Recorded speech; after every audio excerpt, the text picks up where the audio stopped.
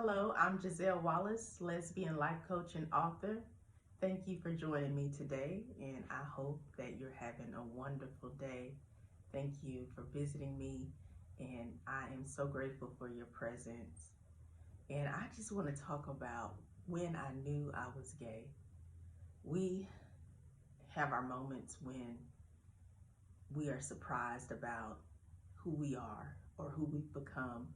And I just think that it's wonderful to have those experiences and embrace them. Sometimes when you are gay, you're a little, hesitant about this epiphany, and you can just want to avoid it, run from it, act like it didn't happen, or erase it. And I get all of those feelings because I went through all of them. However, I never forgot when I knew I was gay.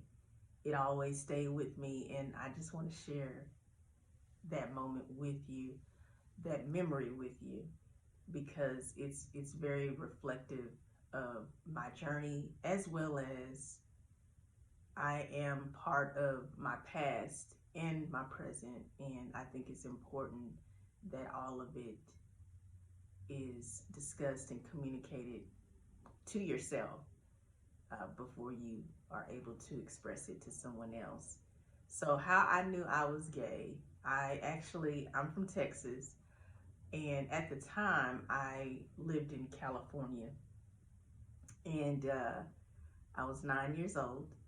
And what I thought was so cool about living in California is they would just have, if you know what a block party is where you can actually go and celebrate with the community, whatever the special occasion is. And the patrolmen, the police officers have the street blocked off for that special event. A lot of people come out, are happy and joyous. Well, it was kind of like that scenario. The block was crowded with a lot of people. It almost looked like a parade setting, and the band came out, and I love the bands. I remember being in high school and just having prep rallies or games, whether there was a football game, a basketball game. We enjoyed celebrating the bands. That's pretty much everybody. From high school to university level, you enjoy the band. So the environment was that type of feel and setting. And I was out there, and all of a sudden the band was coming out and the majorettes were dancing, the young ladies at the front in their beautiful bikini outfits. They looked gorgeous, of course, and it was just one particular lady that stood out to me. It was like I was frozen for a moment just looking at her, and everybody else disappeared. I was like, wow, and it was her face, her physique. She was really gorgeous, beautiful black woman, and she was she started out with the entrance, and she had a baton, and she could twirl a baton like a pro. I don't know how you learn how to twirl a baton, but if anybody knows how to twirl a baton, let me know, because I think I want to pick up that skill. And she had it to the T. So I was just mesmerized, and I knew it was more than just about her performing well with the baton. And she caught my attention because it was like an intrinsic attraction, and I just knew in my spirit, I like women, I'm attracted to women. But of course I kept that a secret for a very long time, and I just knew I was different. I didn't know what the word gay or lesbian meant. I was 9 years old. It's just a feeling. It's an intrinsic, natural thought presence that you have that no one can give you and no one can take away from you. And you can't even get rid of it, honestly. You can actually deny it. You can act like it didn't happen. But at the end of the day, it happened, and it stays with you forever. So the best thing to do is to embrace your experience and embrace yourself, because it makes life a little bit more easier and joyous for you. So I just remember that, and there's more later on in my life that I experienced that also helped me realize this is more than just one person that I'm attracted to. I began to realize that it wasn't just one particular woman. I began to realize that it was any woman that I found attractive, and that stayed with me. And I just embraced it, even though I knew I couldn't tell anyone, because I actually grew up in a very religious, homophobic family. And we went to church every Sunday, every Wednesday.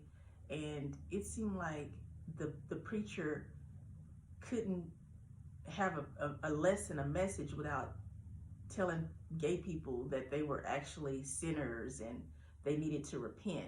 So I knew at some point that it was not deemed appropriate to people in the religious sector, at least.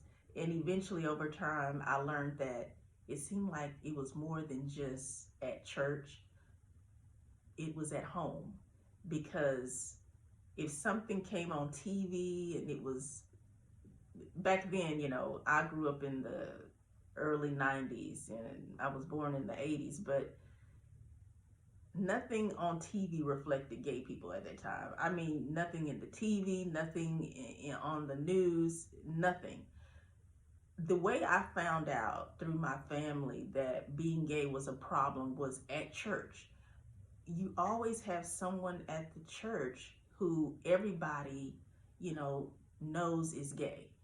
And that's how I would hear about people saying, oh no, he's gay, or oh, she's a lesbian. And it was just always a negative reaction that people had. And when they would talk about someone who was gay, it was always them mocking them. It was always something very intrusively rude that they would comment about them. And that made me actually stay quiet about who I am and who my thoughts were. However, there was an experience I had, and it was actually my grandmother who revealed to me that I was gay. And there's more to that story. It was a different experience, an experience I'll never forget, because it's one thing for you, me, myself, and I to know and recognize, hey, I have feelings for women. I'm attracted to women. But it's a whole nother experience when someone else knows that you're gay, that you're lesbian, that you're bisexual.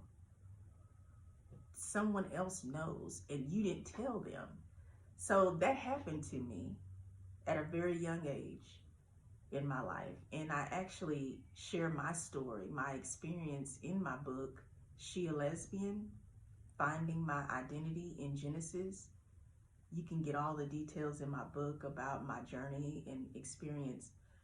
And all I can say is that my grandmother was not excited about me being a lesbian. And I'll never forget that. It caused me actually to go more within my shell. I was a naturally quiet person. Some people describe that as being shy, but I don't think I was ever shy. I wasn't timid or intimidated by people. I processed information internally. I was a quiet person, very observant.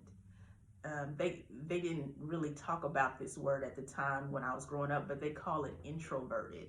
So I learned that much later in life, that people would consider me as an introverted person.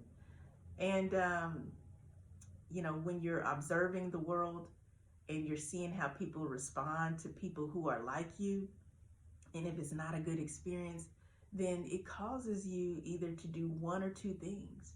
Either it makes you to be really bold and come out and be yourself and say to the world, I know you don't like who I am, but I love who I am, which is awesome. I think that is wonderful if you can be that early on in your life. But there's certain circumstances that happen to you, especially when you are a child, because I was a child when I knew I was gay. And I was a child when my grandmother revealed to me that I was gay. And it was not acceptable in our household. My grandmother raised me and my father raised me. And my mother was in my life, but my father had custody of me. So I lived with him and my grandmother. And I tell you, it was quite an experience to go through life being yourself, but not able to be yourself to the world because they would reject you. They didn't accept you for who you are. But I tell you, I'll never forget when I was gay. It doesn't go away. It's made me to be who I am today. And I'm thankful for who I am today. And I'm thankful for you. I hope that you know who you are. And I hope that you embrace who you are as well. I'm so glad you're here listening to me today. And I love to learn more about you. You can let me know in the comments. And feel free to look at my description box. I have all of my contact information. And you can also purchase my book through Amazon.com, She a Lesbian, Finding My Identity in Genesis. And my story is more than just about me.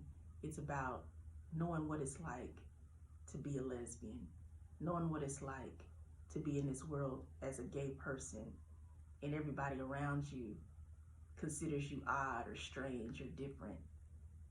But at the end of the day, you know who you are. I know who I am. And I know, more importantly, God knows who I am, and He accepts me. So that's why I accept myself. Have a wonderful, beautiful day. God bless you.